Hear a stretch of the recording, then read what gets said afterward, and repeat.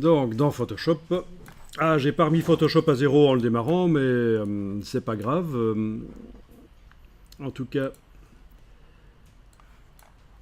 voilà, je vais peut-être demander menu fenêtre, espace de travail, réinitialiser les indispensables. Menu fenêtre, espace de travail, réinitialiser les indispensables. En tout cas, les palettes sont revenues comme ça en place.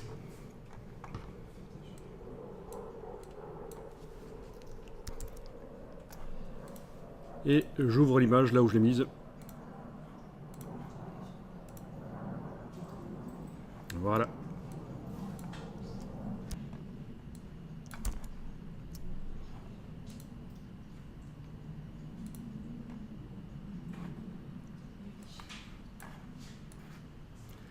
Bon, voilà, clairement, si vous comparez l'image dans le navigateur et l'image dans Photoshop, dans mon cas en tout cas, il y a un changement dans la couleur. Donc on avait vu que c'est lié au fait que Photoshop ne sait pas pour quel matériel l'image a été prévue, donc il prend les valeurs de pixels et il les envoie sur l'écran comme ça, sans faire aucune correction, aucun ajustement, pour que les couleurs soient vues correctement.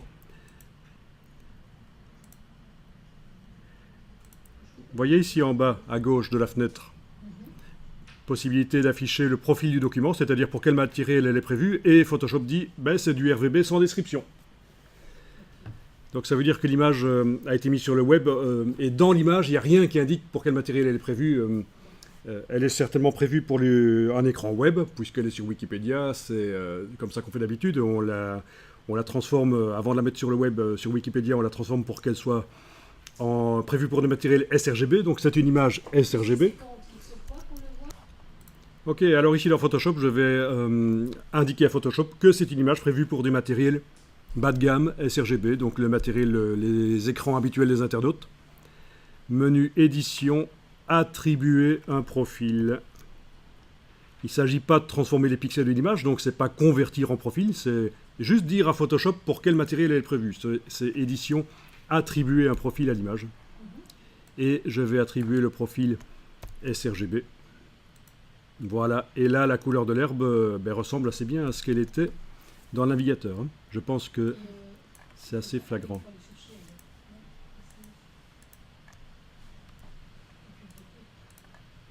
Voilà, donc les couleurs changent, mais en fait les pixels dans l'image n'ont pas changé du tout. Ce qui change, c'est juste la manière dont Photoshop affiche l'image sur l'écran. Il fait de la compensation à l'affichage, il fait, en fait dans la fenêtre de l'image, ici, il fait une simulation du matériel bas de gamme. Je vois l'image comme si j'étais sur un moniteur bas de gamme.